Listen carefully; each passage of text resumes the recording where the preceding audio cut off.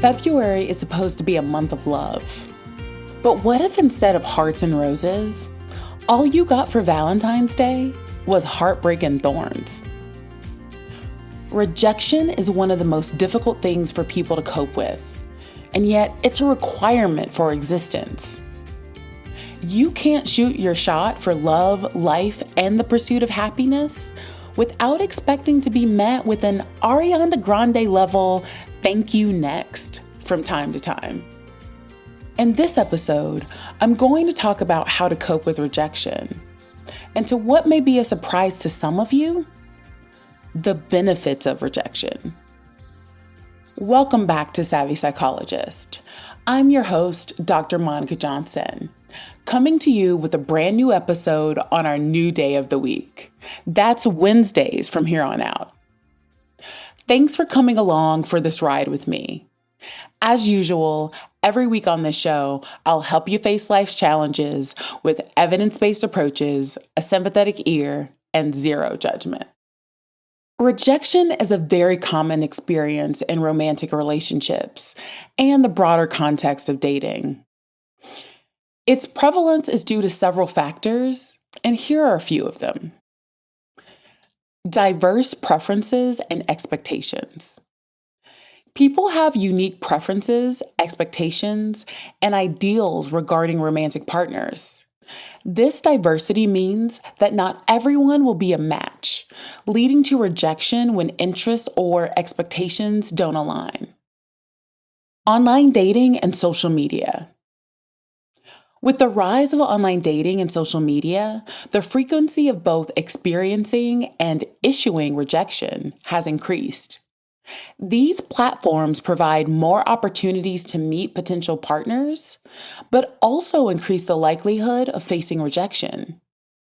In some cases, I find that it provides people with too many options. Often when I say this, people thinking I'm telling them to settle, when in actuality, I'm telling you to learn to be satisfied. How many times have you scrolled through Netflix and claimed that there was nothing to watch? Why not pick something from your queue that you know you'll like? Part of the reason is you like the pursuit, and the algorithm keeps you scrolling. The same can be true for dating. Changing social norms. Contemporary dating norms have shifted towards more casual and non-committal interactions, especially among younger populations. This environment can lead to more frequent rejections as individuals navigate their preferences and compatibility with potential partners. Fear of commitment. In some cases, individuals may reject potential partners due to a fear of commitment or not feeling ready for a serious relationship, which is a common issue in modern dating dynamics. High standards and idealization. People often have an idealized image of their perfect partner. When real individuals don't meet these high standards, it can lead to rejection. When I speak to people, they have often created an imaginary person that could never actually exist in real life. When I point this out, they typically reference some social media relationship or movie romance, which only strengthens my point. There is no human of any gender who can be it all and have it all. Personal growth and self-discovery. Especially among younger individuals, periods of personal growth and self-discovery can lead to changes in relationship needs and desires, sometimes resulting in ending current relationships or rejecting potential new ones. Sometimes the relationships that worked for you at 20 don't at 30. Incompatibility. Even with mutual attraction, incompatibility in values, interests, life goals, or personality can lead to rejection. Be honest with yourself about who you are and what your actual needs and values are. Don't lie about being outdoorsy when you're like me and you're going for the gold medal in stationary couch luge. Given these factors, most people will experience some form of romantic rejection at various points in their lives. It's a normal part of the dating process, and while challenging, it can also be an opportunity for personal growth and learning. Let's talk about what to do if you are rejected by a potential romantic partner. Allow yourself to feel. It's normal to feel upset, sad, or disappointed. Give yourself permission to process these emotions.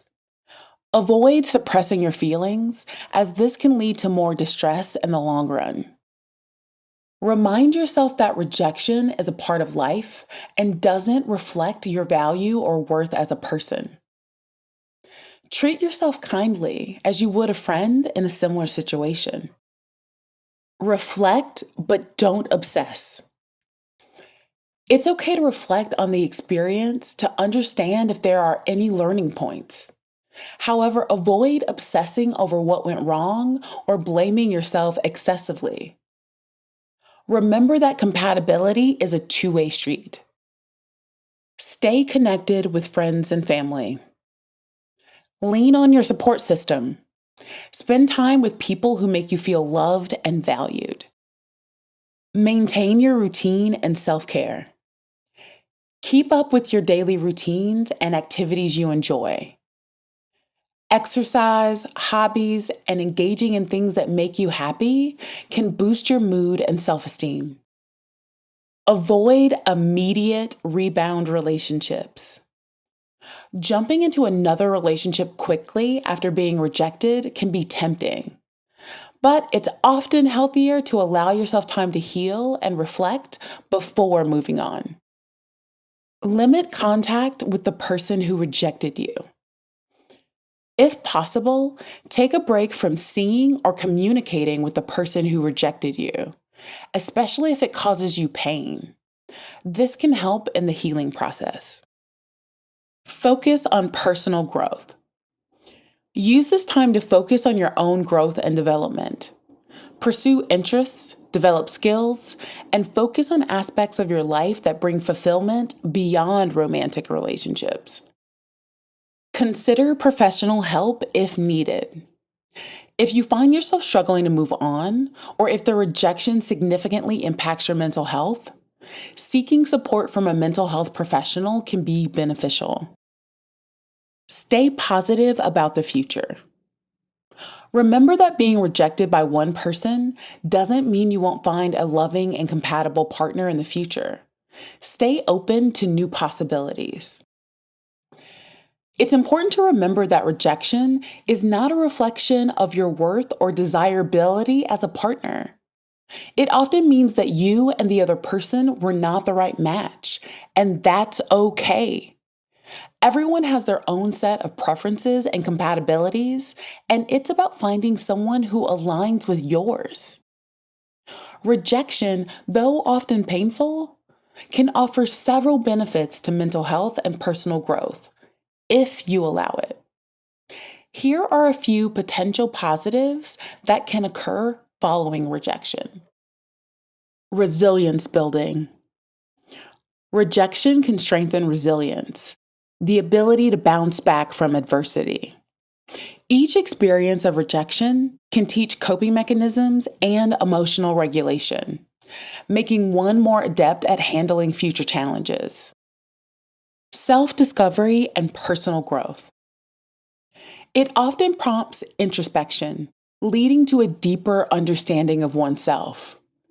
Through reflection, individuals may identify areas of improvement, leading to personal development. Instead of immediately jumping back into the dating pool, take the time to assess your needs and ways of approaching your dating life. Emotional intelligence enhancement. Experiencing rejection can enhance emotional intelligence. It can teach empathy, understanding rejection others face, and better emotional understanding and management.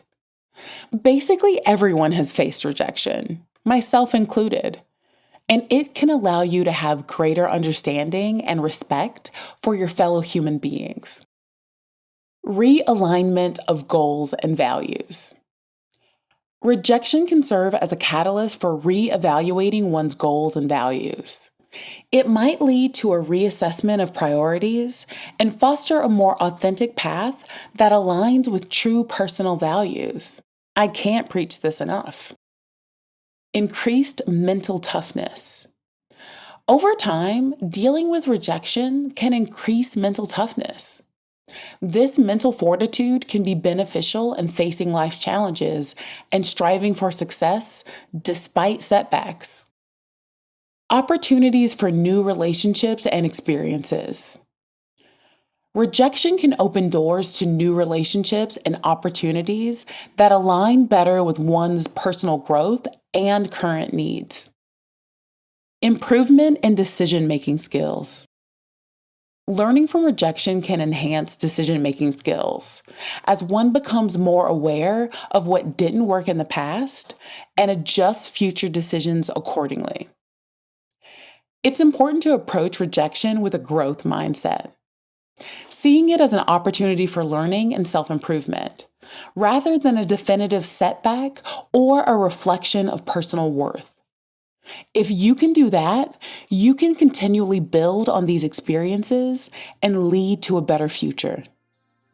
What is the biggest growth you've had from rejection? You can contact me via Instagram at KindMindPsych or via my email at psychologist@quickanddirtytips.com.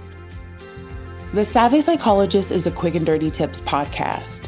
It's audio engineered by Steve Rickyberg with script editing by Brandon Getchus. Our podcast and advertising operations specialist is Morgan Christensen. Our digital operations specialist is Holly Hutchings. And our marketing and publicity associate is Davina Tomlin. Follow Savvy Psychologist on Apple Podcasts, Spotify, or wherever you listen to podcasts. That's all for this episode of Savvy Psychologist. Thanks for listening. And remember, moving forward, I'll have new episodes for you each week on our new release day. That's Wednesdays. Catch you next week.